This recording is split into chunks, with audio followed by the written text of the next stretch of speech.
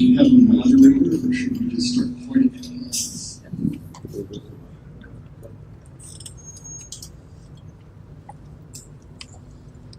I can be the moderator. So I have an idea as to what I would say for this question, the answer to this question, but I'd be interested to hear what you guys would say as to what do you think is the biggest uncertainty right now in terms of both understanding the CGM from a theoretical perspective and interpreting observational results? That's a challenging question. Yeah. Yeah. So, a lot. I think, in particular, the correspondence of the different ionization state transitions that we're seeing in terms of like post-spatiality or not. That's something that I don't understand. There are several models that are proposed that fit the data, but until you get to look at these halos via emission, you won't actually know, although you can work with simulators and maybe design more robust tests. And I think the other one for me are the timescales of this material. Is this, there's a lot of material out there. Is it stuff that survives for billions of years? Probably not. Or stuff that's continually generated in any of the various models that have been proposed. And the question, what do we need?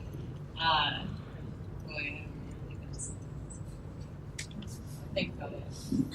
And I won't answer that. Well, we need what we always need. More observations. Detections at low redshift emission, a 20-meter telescope in space with multiplexing capability. Right. I have about 1,000 rupees in my wallet. I guess one of the things that keeps me up at night, other than jet lag, is the question: is there a virial temperature median around galaxies less massive than the Milky Way? I think what we've seen today is some piece of evidence indicating that the Milky Way has one. But whether or not there's something virial temperature as you go down, I think that there's not much positive evidence that it's there. However, there's the indirect evidence from kinematics. So I'm going to make that thing number 2. What can we infer from kinematics? I think people who were there at the beginning of Pascal can tell me. But I think the expectation or the hope was that when we started mapping out CGM kinematics, we'd see, here are the inflows and here are the outflows, and now we understand. From my point of view, as kind of an outsider to that, it seemed a little surprising that a lot of the offsets are subcapillarian. To me, that suggests there's something there that's impeding their motion, i.e. an ambient medium. But that's not necessarily a popular answer for people who simulate the process and don't find much of one. Which process is that true? So it becomes more ambiguous, I think, the inferences you can make about kinematics as you go down to lower masses because the virial velocities are smaller. So I'll hand the microphone back.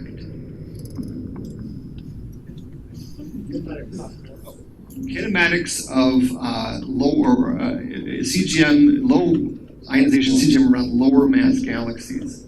I bet you know more about that than me. Maybe there's another hand down here. So I don't know what you mean for the oxygen 6 in the cross halo. I think Jess would agree that the kinematics she showed and she emphasized that it's very low dispersion. Except maybe a subclass that needs to be understood. But that goes in that direction of you're going. That might be a medium slowing it down, like we heard from the talk this afternoon. The low ionization, that's oxygen 6, so, which might be at the interface or cooling material. But for the low ionization lines, the kinematics seems to be the morphology seems to be very much indicative of 2 different kinds of flows. So you have strong azimuthal dependence along the minor axis and the major axis of galaxies for magnesium in particular. Up to 80 kiloparsec. 80 kiloparsec. So I think from going back to the question of what we need, I think is an understanding how you can collimate those metals so far out in an outflow from simulations. It seems like in the fire simulations is very much like, I'm going to use an extreme term, explosive feedback, where it's very much going in all directions. Maybe magnetic field can help here, or maybe we are lacking the resolution, I don't know. I can comment. For lower mass galaxies, at least if you combine the cross dwarfs, which goes down to 10 to 8 solar masses, and look, if you look at carbon-4 or carbon-2 or silicon-3, the velocity dispersions are again sub-Keplerian. They're below the escape velocity of at least the projected velocity dispersions. And we don't see, at least for cross halos and dwarfs, any sort of kinematic distinction between any of those ions. While we're wishing for things,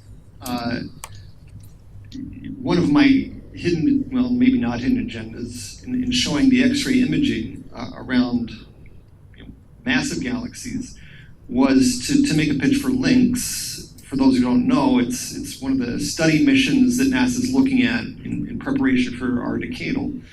And that would be an X-ray telescope that has Chandra-like resolution but higher throughput. So you could start mapping the X-ray emission around galaxies, for example.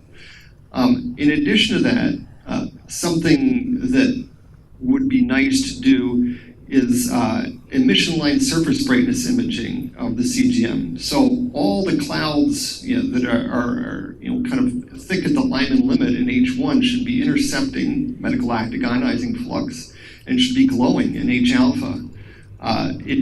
You need a big aperture telescope to collect enough photons, but it would be great to image the H alpha, and if you have enough photons, you even get kinematic information from imaging. So you get a much more complete picture of what the CGM is doing. Yes. Yes. Yes. It's doing it now. Yeah. It's doing it now. They haven't told me anything yet, Well, but there's no red channel yet. That's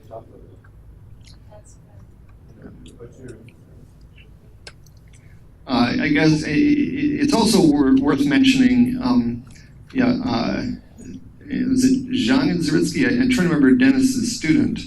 They've done some interesting things with very large Sloan stacks of spectra, where they shift all the spectra to the galaxy redshift, and you can actually see the emission lines of H alpha and N2. Okay.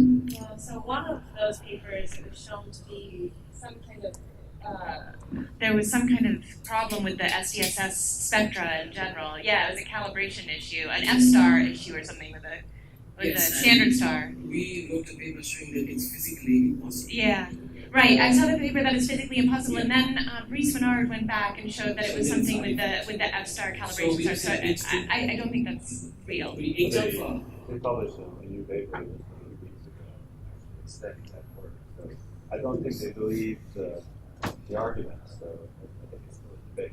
I think it is not. Okay. So this experiment Yeah, It's Michael just- Shaw would agree with me. I sat in his office while he did the calculation with me. there's a simple test.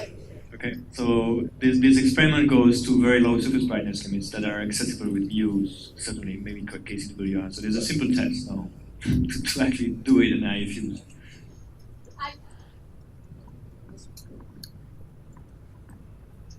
But I definitely second Mark on links, but I have really very short-term requests and not as expensive requests from theorists, simulators that, often they simulate things and they compare their simulations with data, and they say that they see very hot gas, and then they stop their comparison at 06, and I'm like, please tell me what your quantum densities you expect in 07, 08, or any other very hard ionophores, and that is very, very rare in literature, and please tell me what you guys have. Get any significant 07 or 08 column, like if the temperature is below 10 to 5.5. Oh, I know. They just write one line in the end. Of course, we have most of our mass in hotter gas, but they then don't talk about it. So, yeah, please tell us what you really have.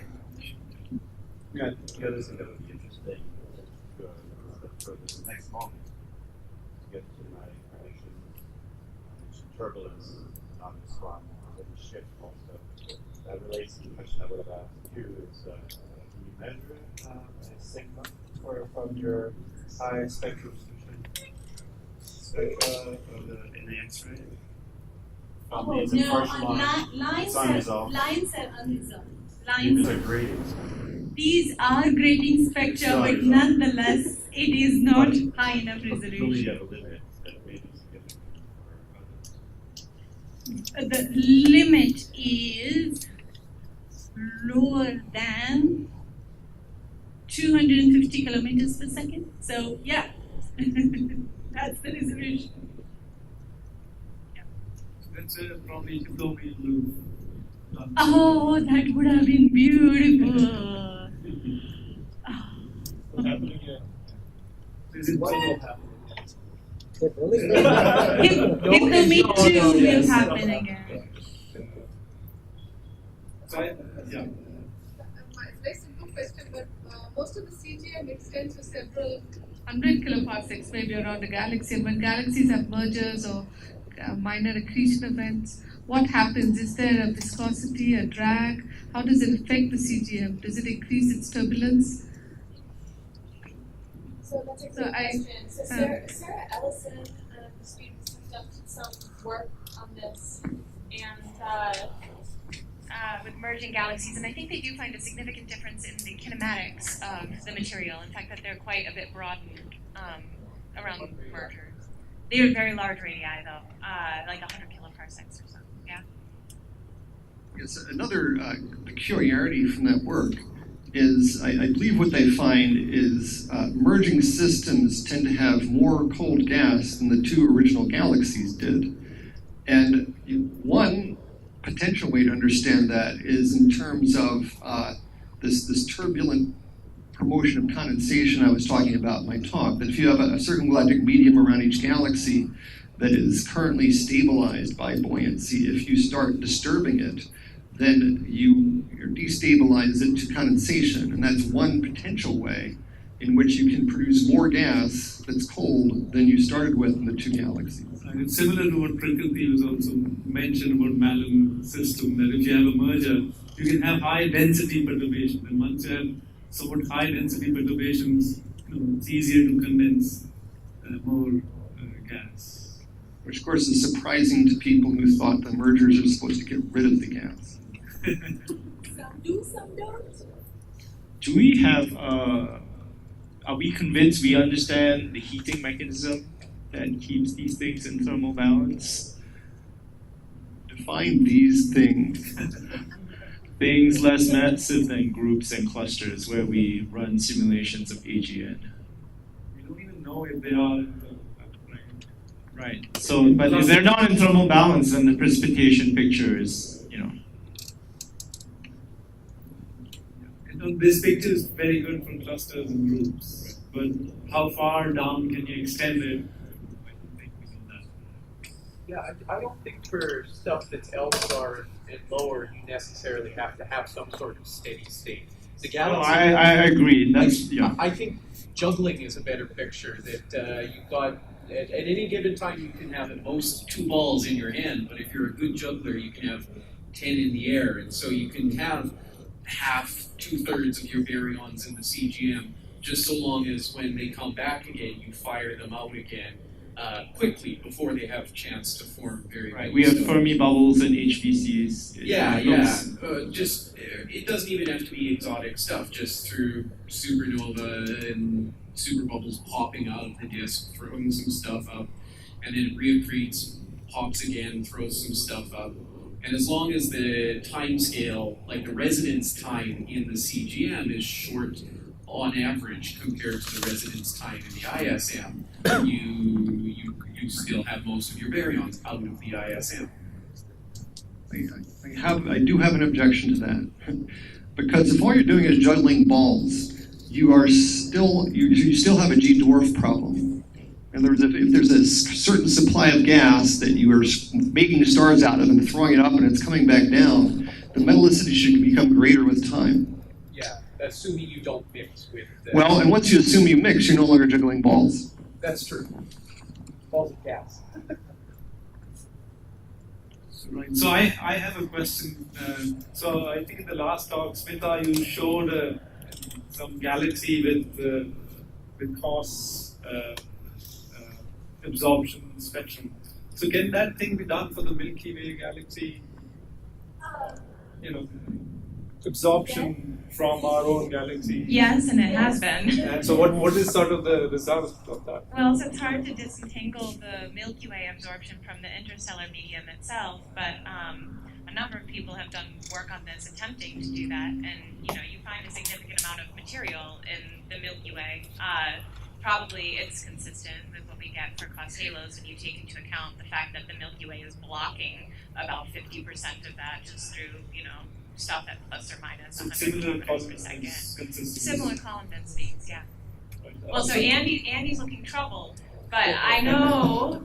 So, and you should definitely talk about it. But I don't know if you've read, Yongzheng's work on this, and that the Milky Way is, half hidden or whatever. And I actually do think that explains some of the discrepancies in column densities. At least that's what she showed in her paper in this rigorous calculation.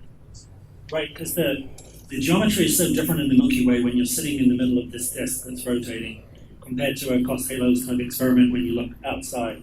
So we do see less in the Milky Way than you do in cos halos, but part of that could be explained by our unusual vantage point. Can we model that out? Yes, and that's what I'm saying. Yongzheng wrote a paper in 2013 that said the Milky Way is half hidden, where she modeled it out and she finds the same.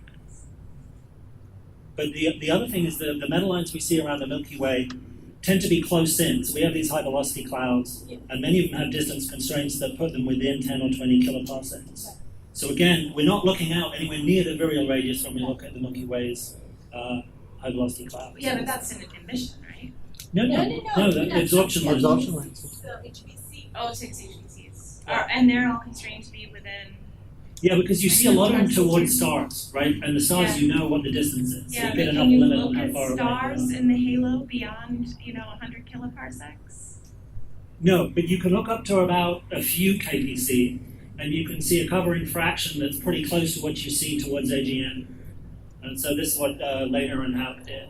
So if you get a similar covering fraction towards stars, which are pretty close by as you do to the ones that are, at infinity, basically, But have they you taken can place into them. account this kind of blocking issue where you would see material, No, they didn't take that. They didn't take that out. But Okay. they saw a similar covering fraction. Yeah. It's covering I mean, fraction. HVCs are easy because they're separated, but of course there is stuff within plus or minus 100 kilometers per second. That's where the majority, and we've talked about things being subvirial, so that's where a lot of the material Yeah, is. so they haven't looked for that. That's right. Yeah. Just to add to it, there has been studies who have studied the CGM of Andromeda, and we find very similar to Cos-Halos mass. It's not. The Andromeda result is weird though, because the H1 stuff that they did in emission finds these very low column density limits. Yeah, well, we don't have a DLA there or anything. So these are like Milky Way type of halo mass at the peak of the galaxy formation efficiency at around 10 to the 12 in halo mass. And Jess argued nicely that you can account for a lot of the missing baryons with the cos-halo results, but I don't know what you would say, maybe 2/3 of the missing baryons are accounted. At least. At least. But that's at the peak when you have 20% of the baryons in galaxies. Well, what about one deck in halo mass smaller when you have 90%, 99% of the baryons missing. What do people think about that? Those baryons, are they in the CGM? I mean, maybe does it cost dwarf? So that experiment is a little bit.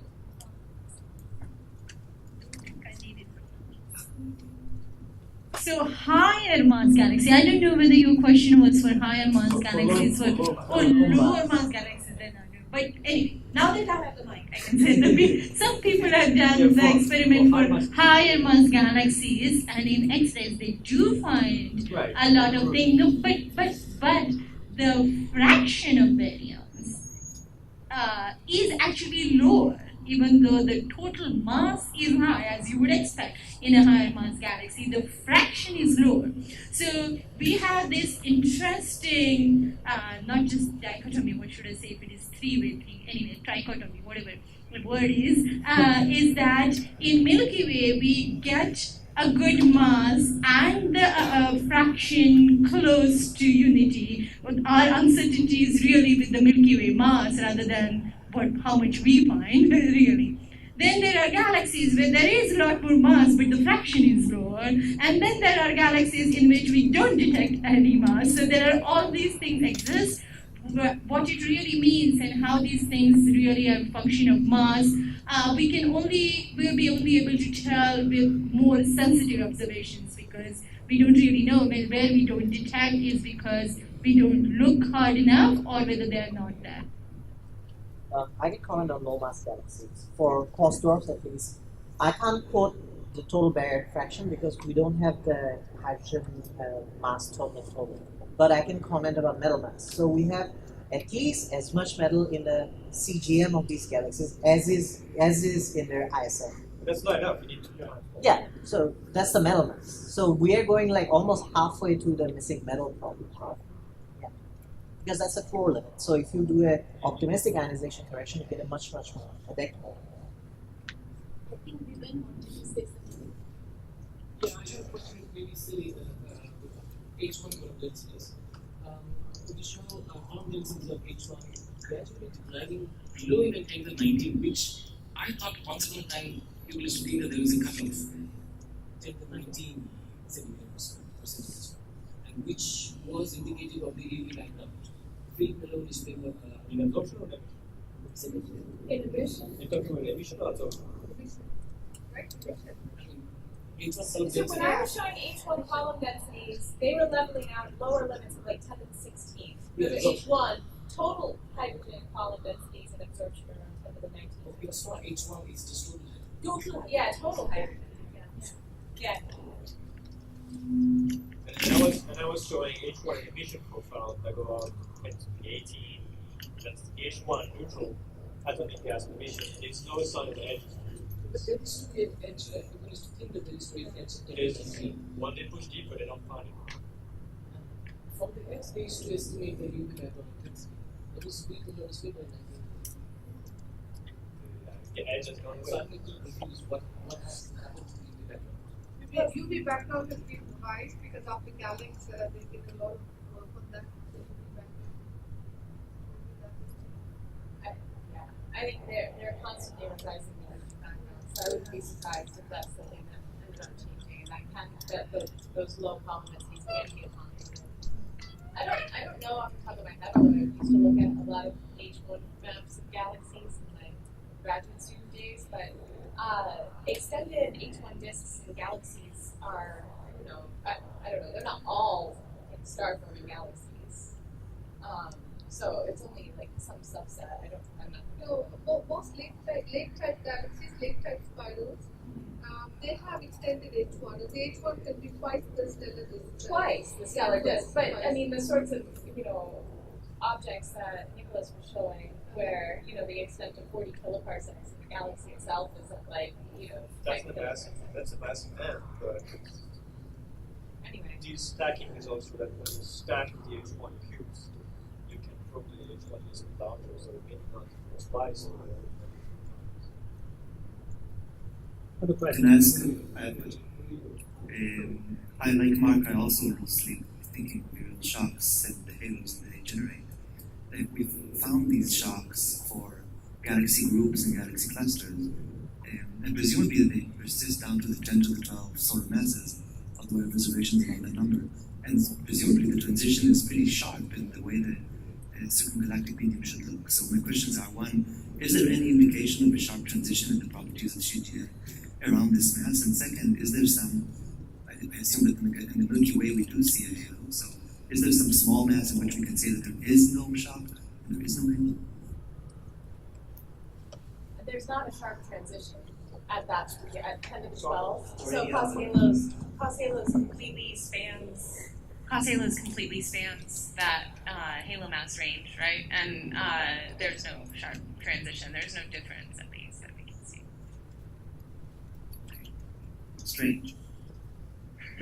Well, and I'll add another comment. So, if you calculate, the accretion shock and how much entropy you generate in an accretion shock, at about 10 to the 12 solar masses and above, you generate enough entropy so the cooling time is about 10 gigayears. And below that, the cooling time is less than that, which has led to, I think, a rather crude picture that the whole CGM collapses, okay? But in fact, if you're now ejecting gas in a wind or some sort of heated outflow, you will be restoring hot gas to the CGM. And so around 10 to 12, you invert what the main energy source, the main entropy source is. It has to get inverted from being generated by cosmic accretion to being generated by internal heating. The fact that there's not an obvious transition there is actually interesting. And I don't think we completely understand that. But I think the idea that below 10 to the 12th, everything just collapses down to the galaxy is a little bit too crude. I agree, and the estimate also is very simplistic and idealized. So is there any evidence for these cold streams, which is supposed to feed the central galaxy below the 10 to the 11.5, 10 to the 12 solar mass? I would say the answer to that question is often the eye of the beholder. So I don't think there's strong evidence for these cold streams that you have in mind. These streams you refer to from Avishai, they're happening in high mass and high redshift. So maybe the publicity around these streams is misleading. So it's only at a high mass and high redshift in very rare halos. It's not really not typical. I thought this was the main mode of star formation in L star or lower galaxies. It's in high mass because they're in high mass and high redshift. The stream size is smaller than the size of the halos. So it's very high sigma peaks. Neutral hydrogen competing on galaxies. You do see neutral hydrogen accreting onto galaxies like NGC 2403, 6946. Several of these XUV galaxies, they're accreting in H1, abnormal H1 velocities in the position velocity diagram. So there is evidence of H1 falling onto galaxies. That's H1 associated with the galaxies, right? They are not in filaments. They're not in filaments, that's true. They're not. So, Nicolas Lanier has this result when you look at just line and limit systems. And so I showed with, cos halos, you get this unimodal metallicity distribution. But when you look at just gas with H1 column densities in this very specific range, which is line and limit systems, right? And you isolate gas in that column density, you get this bimodal metallicity distribution where you get very low metallicity material and then metallicity material roughly on the order of what we see, about a third solar in cos halos. And so, and he has looked at the dependence on those sight lines with inclination angle, and at least some of the preliminary work that I've seen seems to show that the very, very low metallicity stuff appears in the galaxies that are feedback that are face on as opposed to edge on, and so I think are along the major axis of the galaxy. And I don't know, Rangman, have you seen those results? I thought you were on that work. Anyway, sorry for just calling you out of the blue there. But anyway, I think it's not like a smoking, gun evidence or anything, but it's... Yes, it's exactly, in fact, it's exactly what you'd expect. Yeah, I'm going to construct a straw man and slay him. Right, the 10 years ago version of cold flows, they looked like pipes that actually subtend a rather small fraction of the surface area around a galaxy. So if that was how the gas was getting in, you would expect to see a much smaller covering fraction, and then when you saw it, you would see quite high column density gas. I think that's completely ruled out. Yeah, they changed the picture. Why is it only the Lyman limit system? Because that's the column density regime that you expect for these cold flows. It comes out of the model. The cartoony cold flows of pre-2010 are totally dead. So,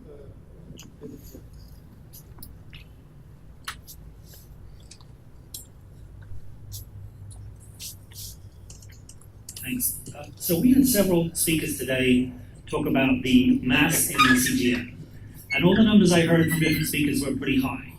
And so my question is, do we know the metallicity and the ionization state of the CGM well enough to claim that the missing baryon problem is solved?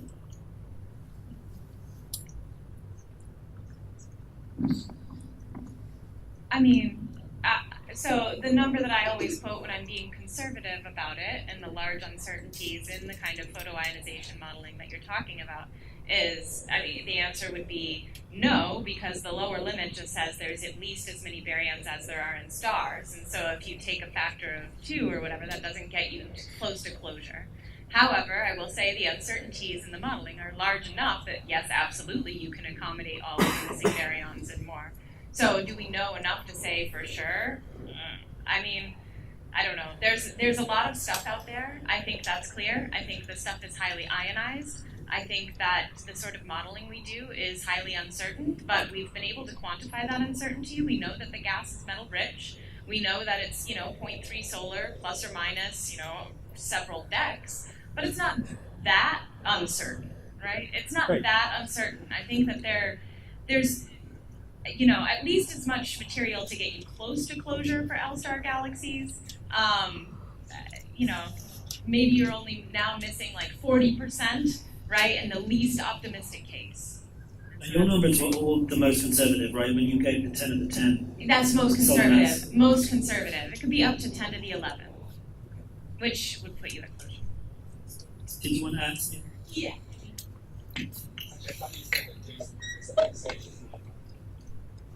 Yeah.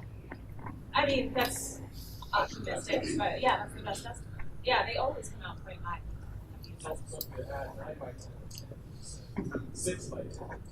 That was also the lower limit, yeah. Very similar. Yeah, that's it. Yeah, exactly. And also, especially for the Milky Way, if we change the profile model and put a hole in the middle, then it increases even more. So those are, again, we don't know whether that's there for other galaxies as well, because we are only doing certain impact parameters, and whatever the profile fit is outside and not in the inside, so we again don't know. And in our observations, sometimes we have managed to put lower limit on metallicity when we do not see H1 corresponding to high ionization lines. So, which that lower limit ends up being of the order of 10 or something. So I think the numbers which are generally used are not terribly off. And if it is really, really low metallicity, then actually the correction would be higher and mass would be even higher. And it is very unlikely to have very high metallicity to make the mass low. So I think we are sort of almost at the end. Let me ask the question. So, and actually it's really hard question. I think, what's the source? Is it outflows which produce this oxygen sinks and other low metal lines that you see? Or is it like a precipitation from very large scale? So we'll end we'll have no more questions. We'll just let Jess and Mark I mean, I suggest you read McQuinn and Work 2018. We explain everything in that paper. 50 solar masses in here. Yes, it's fine. I will partly concur in saying the oxygen 6 around an L-star galaxy is almost certainly in a transient phase. And that is borne out in part by the X-ray observations I showed, which show all the intermediate phases and evidence for transition. However, as you go down in halo mass, oxygen 6 then becomes something that you would see in the ambient medium. And I found it interesting that, what did you call them? The nolos actually occupy a quite narrow stripe in halo mass that appears to be about where oxygen 6 would peak. So I just looked at the diagram and it was instantly clear. Right? And in fact, if you go down further to less than, I was trying to do this calculation, 10 to the 8.5, you're actually now dropping to temperatures where oxygen 6 is below, too high, you needed too high a temperature to get it. And so the oxygen 6, it depends on what halo mass you're talking about. It can also be the real temperature of these low mass. Right, well, if you go down low enough, you probably have a vapor temperature below the oxygen 6 range. And I think you're probably seeing that in that narrow stripe. So outflows don't probably. But then if it's transient, I think that, well, if I want to sum things up, I think we got to be talking a lot more about circulation. People go, inflow or outflow, what is it? I think what we have is circulation. Okay, good. So that's a good place to stop this discussion. So see you about an hour or so at the main guest house. Let's thank the